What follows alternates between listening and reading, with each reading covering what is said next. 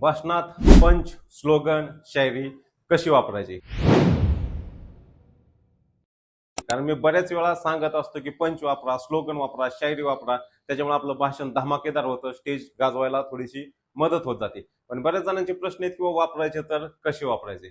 लक्षात घ्या, लोकांचं भाषण संपलं तरी टाळ्या थांबत नाहीत. त्याच्या पाठीमागं कारण हेच असते की त्यांचे पंचेस तगडे असतात, स्लोगन तगडे असतात. काही जण कविता सांगतात आणि शायरी पण मारत असतात.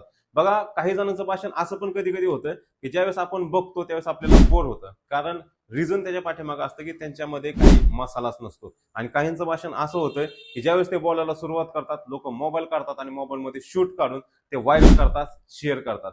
मग फरक काय दोन्हीमध्ये? एक भाषण असं असतं की जे फक्त सविस्तर आणि फक्त विषयाला धरूनच चालतं.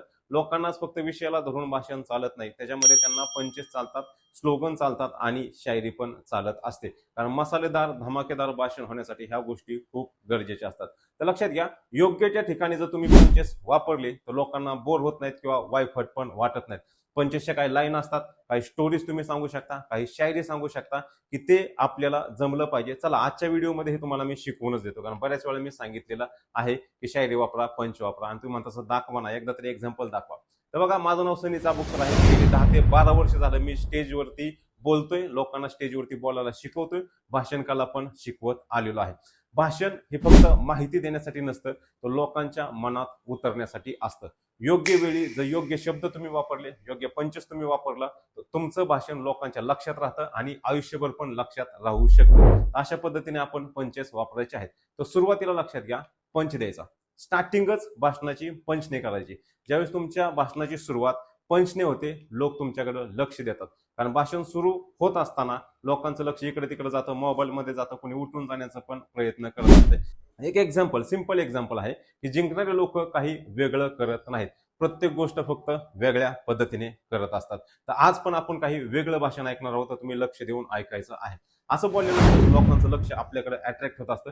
मी तर माझ्या भाषणाची सुरुवात कायम शायरीनीच करत असतो. मागच्या व्हिडिओमध्ये पण मी सांगितलेले, व्हिडिओ रिलीज झालेला आहे, युट्यूबला जाऊन बघा, तुम्हाला नक्की त्याचा फायदा होईल. दुसरा मुद्दा समजून घ्या की महत्वाच्या मुद्द्यावरती स्लोगन वापरणं खूप गरजेचं आहे. एक्झाम्पल सांगतो की एखादा मोठा मुद्दा असेल, तो मुद्दा मांडल्यानंतर एखादा छोटा मुद्दा जर लक्षात राहणार नसेल त्यांच्या, आणि त्यातून जर तुम्हाला संदेश द्यायचा असेल, तर स्लोगन तुम्हाला खूप उपयोगी पडू शकतं. याचं पण उदाहरण तुम्हाला मी थोडक्यात सांगतो की बदल जर हवा असेल तर सुरुवात स्वतःपासून करा.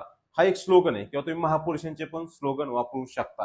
आणि महापुरुषांचे स्लोगन लगेच कनेक्ट करतात. त्यांना क्रेडिट द्यायला विसरायचं नाही की डॉक्टर APJ अब्दुल कलाम हे म्हणत होते, डॉक्टर बाबासाहेब आंबेडकर हे बोलत होते. असे त्यांचं क्रेडिट त्यांना द्यायचं विसरायचं नाही. कारण शायरी, पुढचा पॉईंट मी तुम्हाला समजून सांगतो, शायरीमधून भावना व्यक्त करता येतात. इमोशनल असेल, कॉमेडी असेल, प्रेमाच्या शायरी असतील, लोक शायरीसाठी लगेच अट्रॅक्ट होत असतात. कारण शायरीचा वापर जर प्रत्येक वेळी तुम्ही करत आला, लक्षात घ्या, शायरी जर तुम्हाला चांगली जमत असेल तर याचा अर्थ असा नाही की तुम्ही 2-2 मिनिटाला शायरीच मारली पाहिजे. कारण आपला भाषणाचा जो विषय आहे तो भटकला नाही पाहिजे, पण लोक आपल्याला कनेक्ट झाली पाहिजेत, म्हणून तुम्ही शायरी यूज करू शकता. कारण शायरीमध्ये इमोशन्स असतात. मी तर ज्यावेळेस कॉलेजमध्ये जातो, युथ हा प्रेमासाठी अट्रॅक्ट असतो, लक्षात घ्या.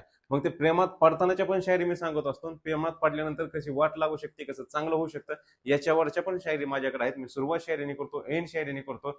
लोकांना ते आवडतं, स्टुडंटला ते आवडतं. मी जेव्हा स्टेज सोडतो, लोक आणि स्टुडंट कंटिन्युअसली टाळ्या वाजवत असतात. एक थोडक्यात सांगतो, कॉमन शायरी मी तुम्हाला एक्झाम्पल म्हणून सांगतोय की मंजिल त्यांनाच मिळते ज्यांच्या स्वप्नात जिद्द असते. पंखांनी काहीच होत नाही, तर हौसल्यांनी उंच भरारी घेतली जाते. ही हिंदी मधली शायरी, पण थोडंसं मराठीमध्ये मी समजून सांगितलं. हिंदी मधल्या पण तुम्ही शायरी वापरू शकता. लक्षात, त्या शायरीसाठी मी स्वतःच एक पुस्तक घेऊन येतो, शब्दांचा खजाना. त्याच्यामध्ये तुम्हाला शायरी मिळणार आहे, पंचेस मिळणार आहेत, जोक्स मिळणार आहेत, स्लोगन मिळणार आहेत, सुविचार मिळणार आहेत, जे तुम्ही तुमच्या भाषणामध्ये वापरू शकता. आणि स्पीक परफेक्ट बरोबर ते मी पुस्तक तुम्हाला देणार आहे. तर कमिंग सून वरती आहे, लवकरच तुम्हाला ते पुस्तक पाहायला मिळेल. आता विषय येतो पंचेस. पंचेस कधीही मोठे वापरायचे नाहीत. पंचेस थोडेसे लहान ठेवणं खूप गरजेचं आहे. मोठं वाक्य लक्षात राहील असं नाही. 5 ते 10 शब्दांचा एक पंच असेल तर तो जास्त प्रभाव टाकत असतो. तुम्ही कॉमेडी शो मध्ये पण पंचेस खूप जबरदस्त पद्धतीने टाकले जातात. पुढचा पॉईंट एक लक्षात घ्या की अतिरेक टाळा. जर मी सांगत असेल पंचेस वापरा, स्लोगन वापरा, सुविचार वापरा, त्याचा अतिरेक नाही झाला पाहिजे, जेणेकरून विषय राहायचा एका बाजूला आणि फक्त जोक, कॉमेडी, पंचेस, स्लोगन एवढंच चालू राहील. तर अशा गोष्टी झाल्या नाहीत पाहिजे. प्रत्येक मिनिटाला पंच किंवा शायरी वापरली जात असेल तर भाषण कृत्रिम वाटू लागतं, लोकांना नॅचरल वाटत नाही, लोकांना कनेक्ट होणार नाही.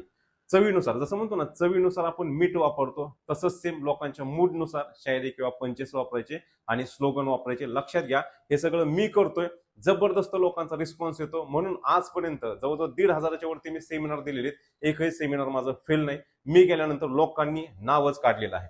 अजून एक गोष्ट लक्षात ठेवा, लोकांना तुमचं संपूर्ण भाषण त्याच वेळेस आठवेल ज्यावेळेस तुम्ही योग्य पद्धतीने बोलता, योग्य ठिकाणी पंच वापरता, योग्य त्या ठिकाणी शायरी वापरत असतात.